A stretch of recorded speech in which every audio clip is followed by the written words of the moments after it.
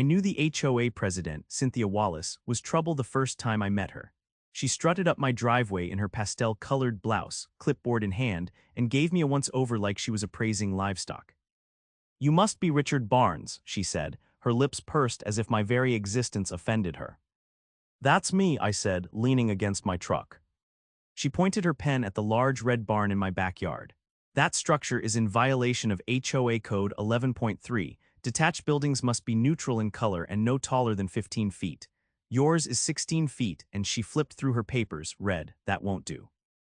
I chuckled. "This barn's been here longer than I have. It was built before the HOA even existed. You don't have jurisdiction over it." Cynthia's eyes narrowed. "We'll see about that." I should have known, then she wouldn't let it go. The barn was my pride and joy. It had been on the property when I bought the house, and I'd spent years restoring it. I used it to store my tools, my old motorcycle, and anything else I didn't want cluttering up the house. There was nothing wrong with it, no peeling paint, no structural damage, but Cynthia didn't care about that. She just wanted control. A few days later, I got the first fine in the mail, $500 for an unauthorized structure. I ignored it, then came another, and another, each one more ridiculous than the last. I did my research, pulled up the HOA bylaws, and consulted a lawyer. Legally, they couldn't do a thing. The barn was grandfathered in, but Cynthia wasn't the type to play fair. One evening, I came home from work to find a demolition crew in my backyard. My barn was gone. Flattened, reduced to a pile of wood and dust. I stormed up to the crew's foreman. "Who gave you permission to do this?"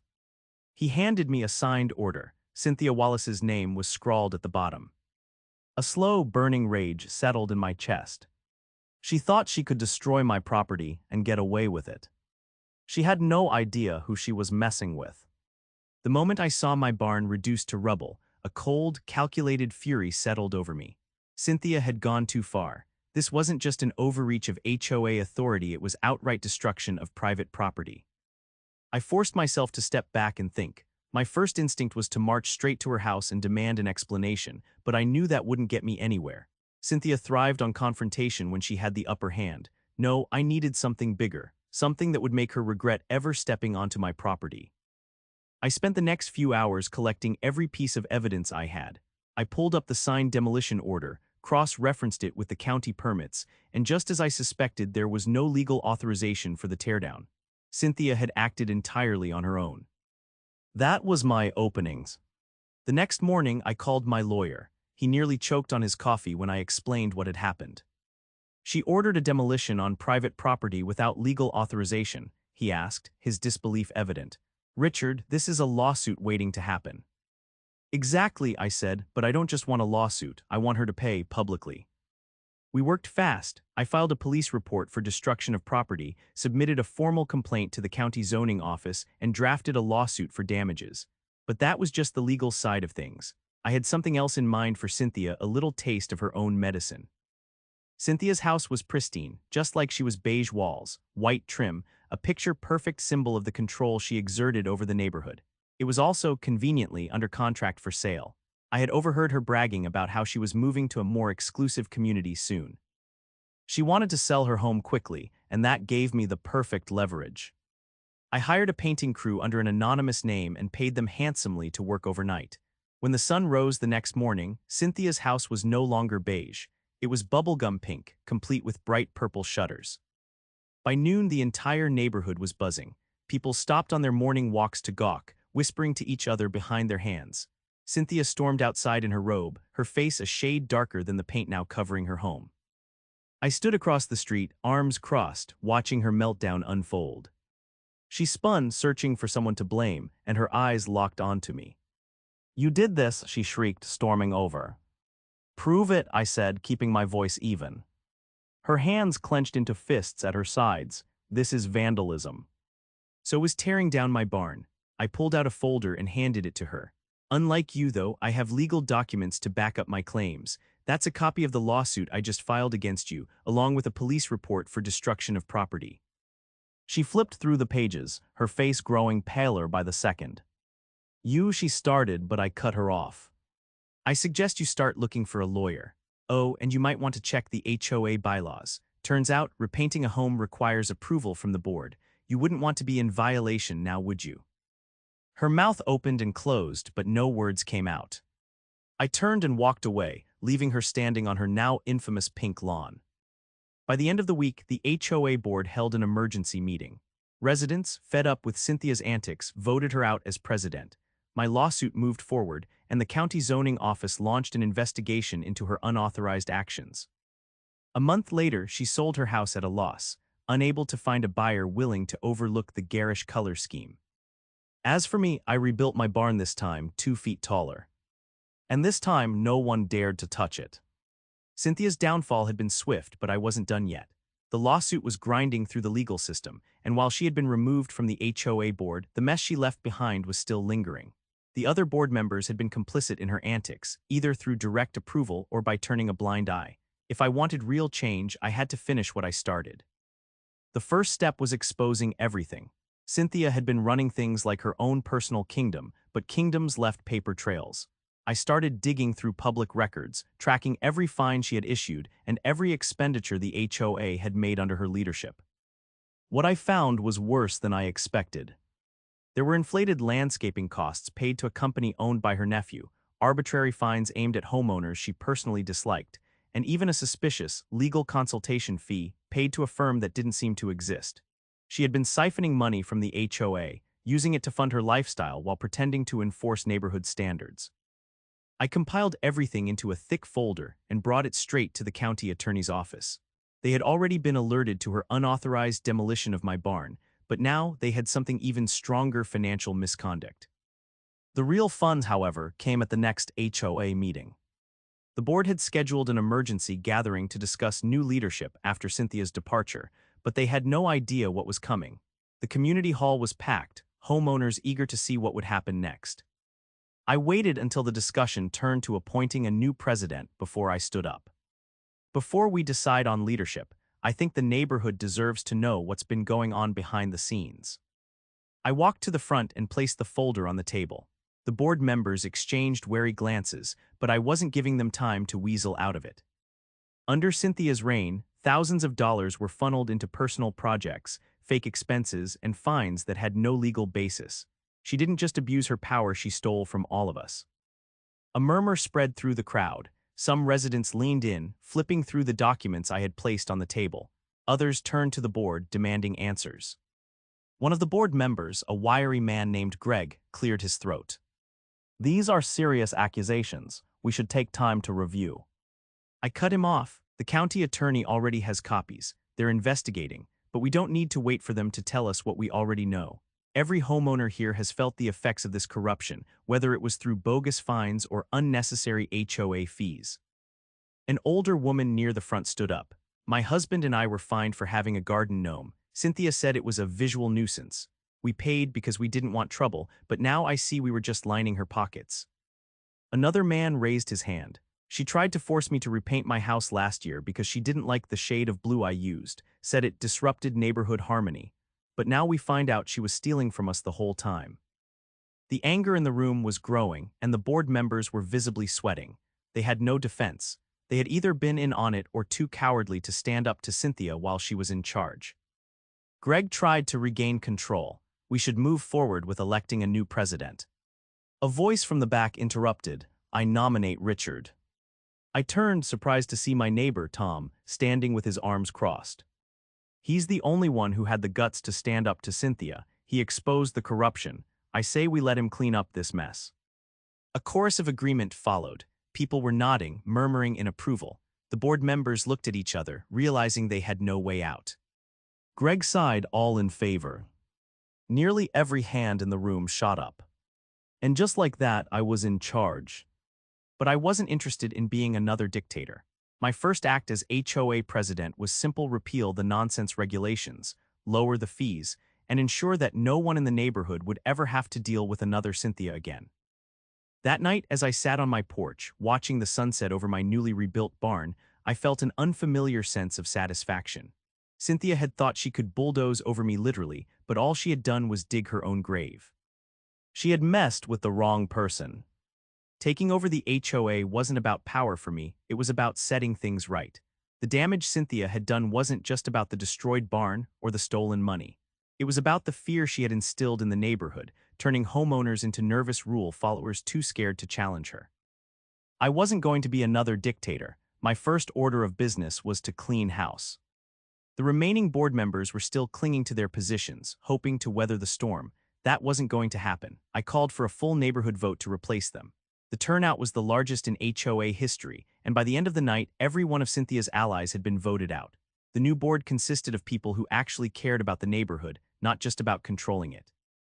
With that done, I turned my focus to the financial mess. Cynthia had left a trail of fraudulent expenses and arbitrary fines that needed unwinding.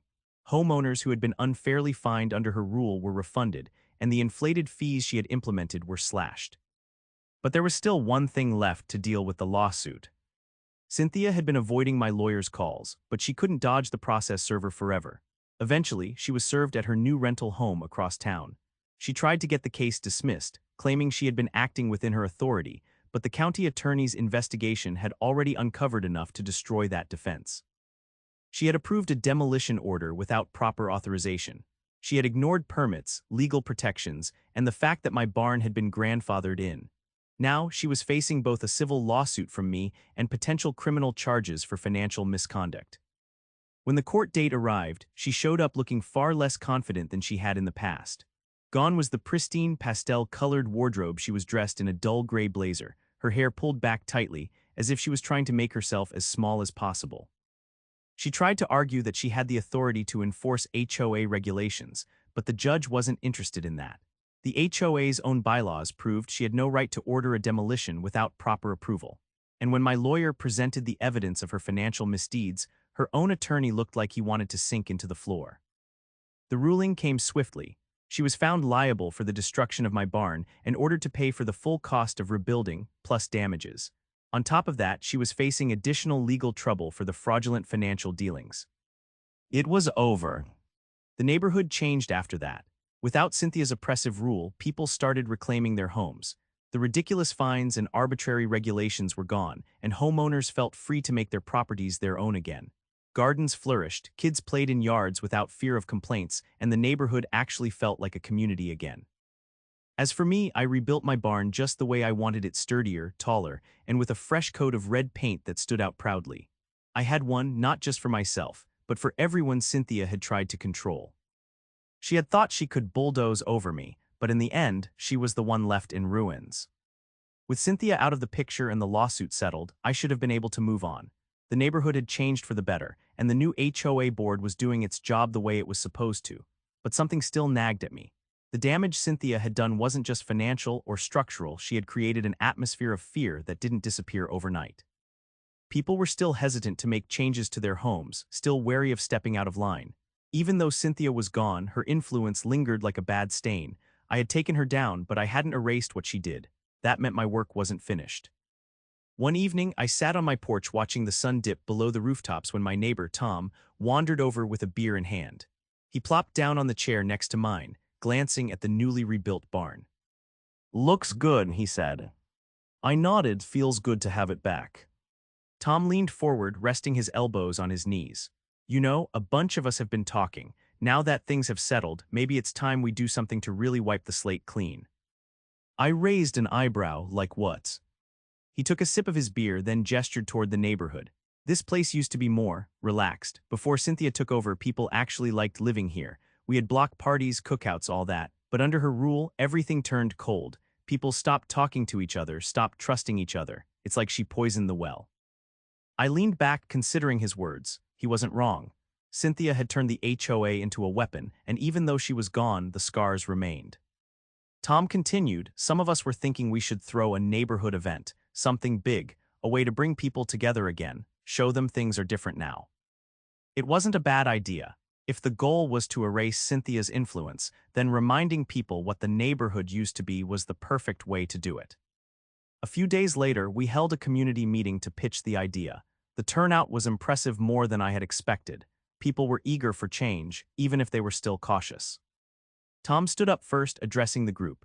"For years, we lived under Cynthia's rules, afraid to step out of line. But she's gone now, and it's time to take our neighborhood back. We want to throw a block party, not just any party, but something that will remind us why we chose to live here in the first place. No HOA restrictions, no ridiculous fines, just neighbors coming together." A murmur of agreement spread through the room. Some people still looked skeptical, but the majority seemed on board. One woman raised her hand. What if some of the old board members try to stop it? Even though Cynthia's gone, a few of them still have their claws in things. I stood then, addressing the concern head-on. That's not going to be a problem. The HOA works for the homeowners, not the other way around. If anyone tries to pull the same nonsense Cynthia did, they'll answer to all of us. That seemed to settle the matter. The planning began immediately. Over the next few weeks, the entire neighborhood came alive. People who had barely spoken to each other before started working together, setting up decorations, organizing food, and planning activities for the kids. For the first time in years, there was real excitement in the air. The night before the event, I stood in my backyard, looking at my barn, now fully restored and standing taller than before. It wasn't just a building, it was proof that we could take back what Cynthia had stolen from us. The next day, the block party kicked off, and it was like the neighborhood had been reborn. Music played from speakers set up on front lawns, grills sizzled with burgers and hot dogs, and kids ran through the streets, laughing without fear of HOA interference. At one point, I spotted one of the former board members, Greg, lingering at the edge of the party. He looked uncomfortable, like he wasn't sure if he was welcome. I walked over, didn't think I'd see you here. He shifted awkwardly, I wasn't sure if I should come. I crossed my arms. You help Cynthia enforce her rules. People here haven't forgotten that. He sighed. I didn't always agree with her, but she had a way of making people fall in line. I guess I was afraid of rocking the boat. I studied him for a moment, then nodded toward the party. You want to make things right? Start here, talk to people. Show them you're not just another Cynthia in disguise. Greg hesitated, then finally stepped forward, mingling with the crowd. As the night went on, laughter and conversation filled the air. People who had once been strangers were now friends. The fear Cynthia had instilled in them was fading, replaced by something stronger: camaraderie. Near the end of the night, Tom clapped me on the shoulder. You did it. You didn't just take Cynthia down, you gave people their home back. I shook my head. We all did. This was never just about me. As I looked around, seeing neighbors who had once been afraid now laughing and enjoying themselves, I knew the battle was truly won. Cynthia had ruled with fear, but fear had no place here anymore. As the block party wound down, the last echoes of music and laughter fading into the night, I finally allowed myself to relax. The neighborhood had reclaimed itself, and Cynthia's reign was nothing more than a bad memory. But there was still one last thing I needed to do. The legal matters against her were mostly settled. She had paid for the reconstruction of my barn, had been forced to sell her home at a loss, and was under investigation for financial misconduct. But legal justice wasn't the same as real justice. She had ruled with fear and manipulation, and I knew she hadn't learned a thing. I had one final play. Before she left the neighborhood for good, I wanted to make sure she saw firsthand just how completely she had lost.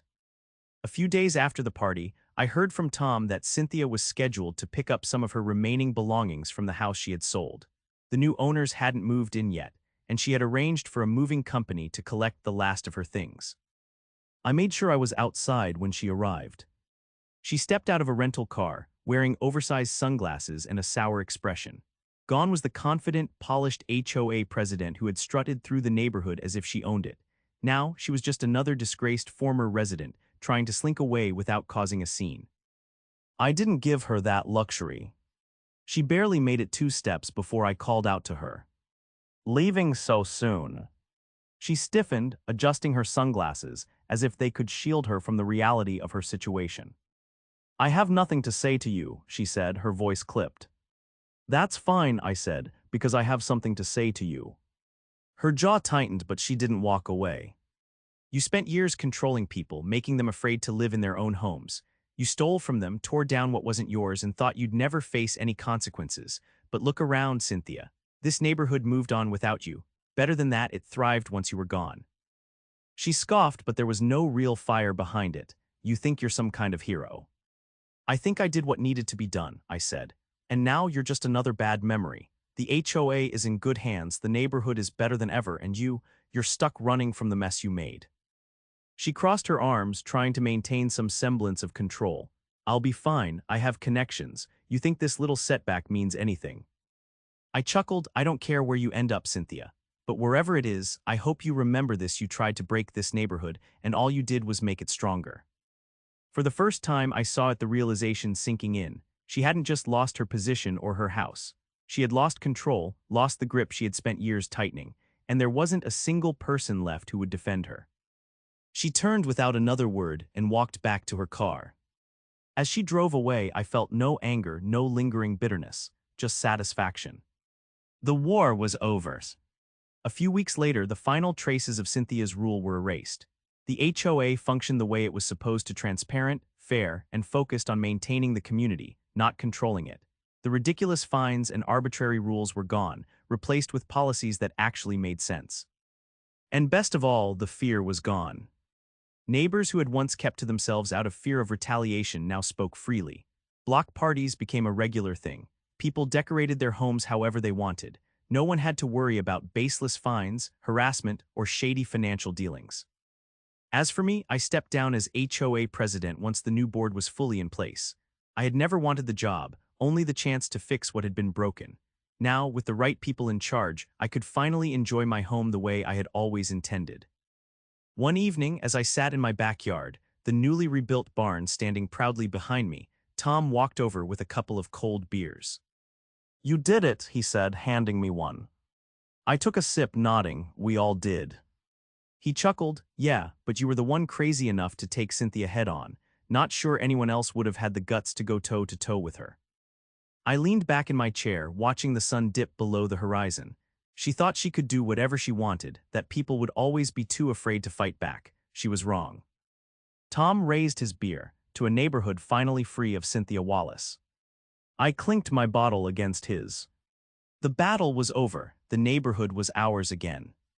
And Cynthia, she was nothing more than a cautionary tale.